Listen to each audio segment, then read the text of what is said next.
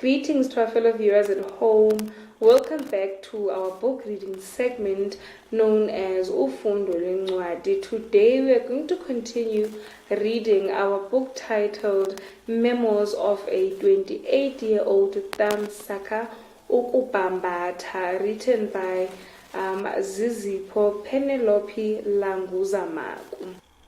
Today we are going to read on chapter 3 titled My Childhood. I never knew my maternal grandparents or my paternal grandfather. They all passed on before I was born. My paternal grandmother, Ukulu, had 5 children and 6 grandchildren. Kulu is short for Makulu, which means grandmother. From the eldest to the youngest of Kulu's grandchildren, there was my elder sister, Nontando. Nontando is my one and only sibling. My cousins, Andre and Luvo. Myself, then Lona and Lomso, who are Luvo's little sister and brother.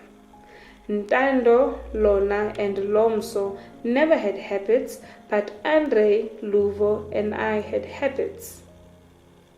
Andre had a pillow and sucked his thumb, while Luvo sucked his middle and index finger. I had my towel, which was accompanied by my tongue sucking. You can only imagine how it looked when the 3 of us were in the same room and everybody did their thing, genuinely unbothered. I lived with my parents during school days, and I lived with my grandmother during school holidays. My grandmother had a bigger house, and my mom rented a room close by where she lived with my dad. Most of the time, my sister was not around. She was at a boarding school far from home. The room that my mother rented was part of a bigger house which the owners had moved to a different city. My mom could only rent one room in the house, and the other rooms were rented by other tenants. Without my mother's furniture, it was merely a large room with 4 walls, a door on one side, and a large window on the opposite wall. My mother moved into the room with her white movable steel cupboards with silver handles, which she placed on the left side of the door as you entered. Next to the cupboards was a school desk in the corner where she put buckets of water, since we did not have running water inside the room. We fetched water from the tap outside and filled the buckets that were on top of the desk. Then her white KIC, Cats International Corporation, top freezer fridge. On top of the fridge was an old black Panasonic TV which used an Ellis aerial that we had to move around and sometimes hold in one place just to get a better picture. There was a white kitchen table in the middle of the room that had silver legs and a wooden dresser that matched the headboard and wardrobe. The wooden dresser was placed next to the fridge. Then the headboard leaned against the large window and the closet was on the right side of the wall. There was a double bed in which my mom and dad slept. I slept on the floor on a mattress. I had the choice of sleeping between my mom and dad or sleeping on the floor, and I chose to sleep on the floor. When my dad was not there for whatever reason, then I would sleep on the bed with my mom. There was a framed picture of a woman and child with beautiful brown skin and sparkly eyes. The picture is now known as the picture that Connie Ferguson recreated with her grandson. We used a pit latrine outside. My mother was a teacher, and my father did contract jobs here and there. Although I lived with my parents during school days, I remember not being fond of living with them. My parents were alcoholics. They were alcoholics before I was born. My mom tells a story of how she ended up with an arm cast because she fought with my dad. They were coming from a tavern and they were drunk, so they fought on the way home. My dad pushed my mom and she fell and broke her arm. She was pregnant with me at the time. My memory of my childhood begins when I was around 6 years old. I spent a lot of nights afraid and alone. And I remember nights when I was awake and listened to the clock tick and the refrigerator's noise. I also remember times when my parents took me to the tavern with them, and I would sit with the Shebeen Queen on the selling sidebar. I would listen to the loud music and only wish I could go home. I remember times when I would leave the house to fetch my mom at the nearby Shebeen. One afternoon, I went to fetch her. I held her hand and I was pulling it with everything in me, begging her to come home with me. For some reason, I kept looking at her hand as I was pulling it. I do not think I will ever forget how her hand looked and felt. It was big, motherly, and kind. The one hand with which I was most familiar, the hand that bathed me, wiped my tears, and brushed my hair. I wonder if it is common to have such a distinct and vivid picture of a mother's hand. I remember looking at her and thinking, why does the owner of this hand not love me? I knew that other children had their parents at home. My friends were at home with their parents. So I begged her to come home with me. It was Ausmandwa, the Shebeen Queen, who finally fought for me and told her to leave. Then there were those nights when she came home drunk after leaving me all by myself, and she would approach the bed to check if I was okay. She would always ask if I had eaten. I can never forget the smell of her breath. It always smelled like beer, but it did not matter as long as I did not have to be alone anymore. I was afraid of being alone. One night, I woke up in the room that my mother rented, and people were surrounding me. The neighbors, friends, and my parents.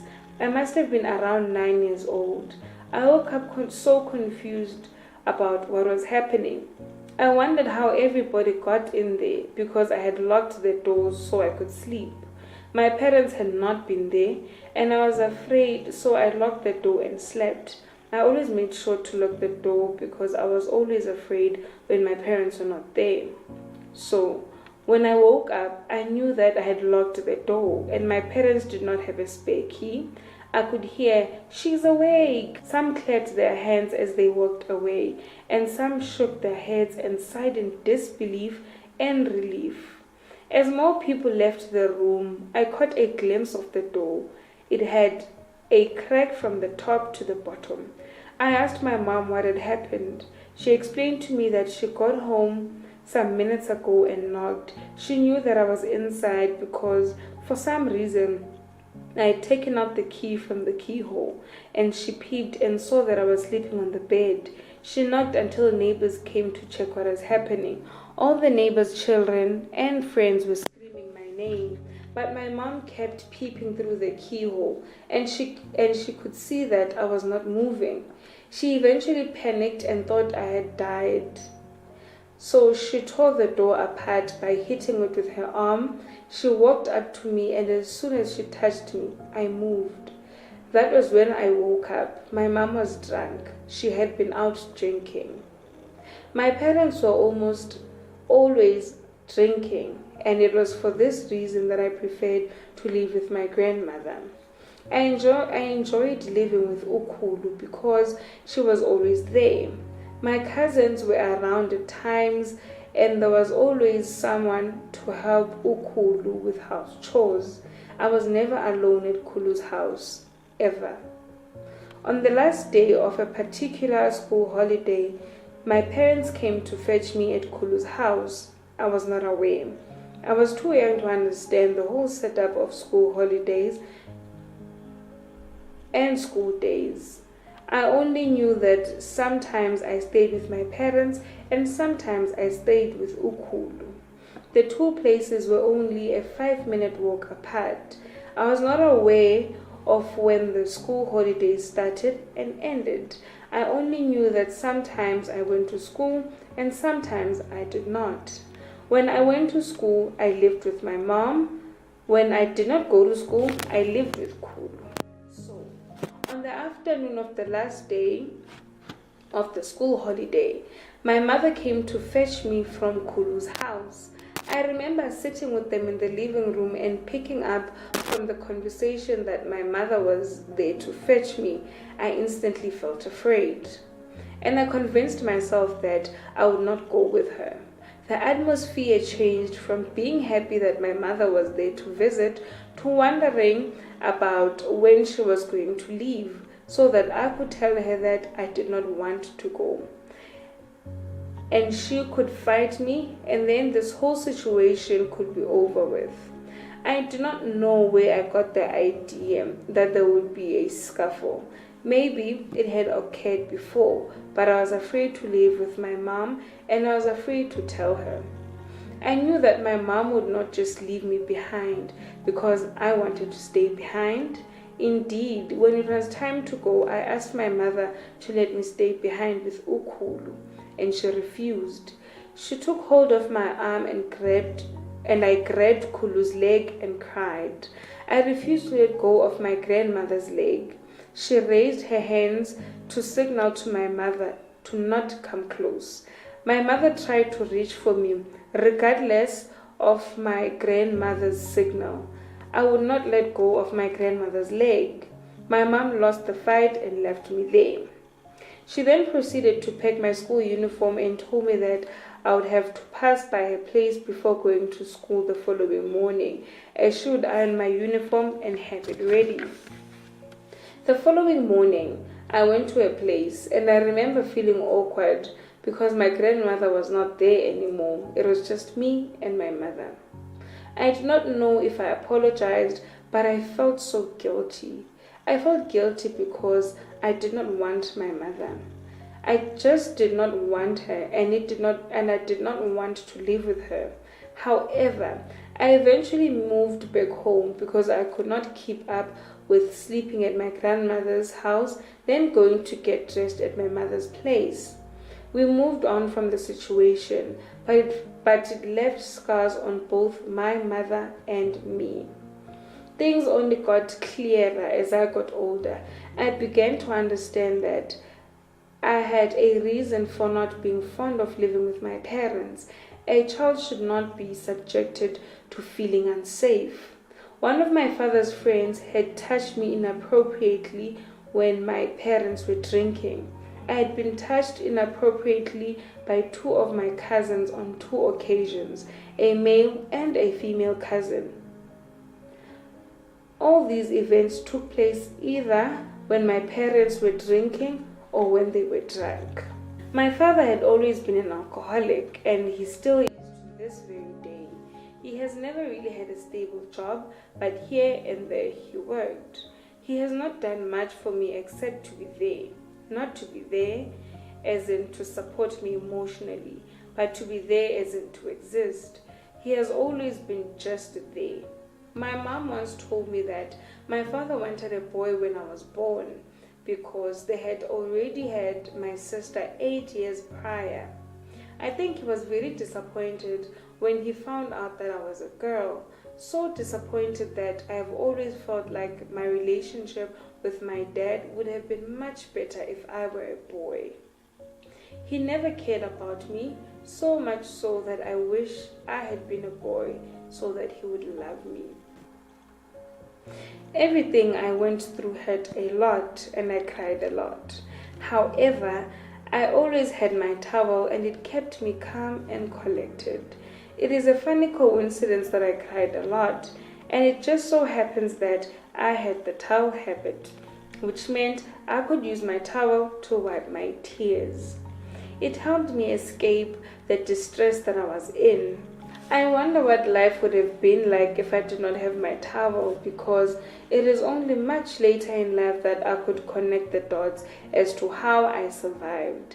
I think I turned out the way I did because of the towel, because whenever I was afraid and I took my towel, I forgot everything.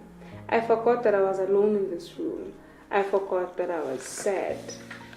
Primary school. To mark the register in primary school, the teacher would sit down with it on her desk and she would call out everybody's names. When your name was called, you'd have to say, "Present, teacher." It was like a nightmare for me. I always wanted to run away. It was an everyday thing, but every day I got anxious. I did not even know it was anxiety at the time. I just knew that I felt uncomfortable about having a turn to speak aloud in a crowded place, a classroom. Yes, but a crowded place for me. For some reason, I felt like every time it was my turn to say present, everybody was looking at me and waiting to hear what I was going to say. Of course, this was far from the truth. Nobody cared. However, I still felt like I was asked to stand in front of the class and dance, which was by far the most embarrassing thing you could ask me to do. I was always worried about whether I would shout loud enough, or if, as quiet as the class was, I would hear my name being called at all, or that I would accidentally shout absent instead of present. Ridiculous thoughts. I was part of the top 5 learners in grade 1. I remember that it was my childhood friend Zinkita, me, and others who stood in front of the hall during assembly, and the teachers looked proud and everybody applauded. I had no idea what was going on. I only managed to put the puzzle together when I was much older. We stood there because we were the top 5 learners. Things started going downhill academically for me from there, because I did not know that I had to study my books and that I had to strive to be the best. I thought I just needed to be alive and pass. That was all. To me, passing meant getting the progress comment on my report. Whenever I got my report, I always looked at the comment from the teacher. If the comment said I passed, then that was it. I never looked at the marks, whether they were below or above average. I did not think they mattered at all. And that is how I ended up being an average student throughout school, maybe even below average. Now, that is the end of chapter 3, which is titled My Childhood. On Friday, we will be starting part 2, chapter 4, titled Anxiety. Continue liking and sharing the informer. See you on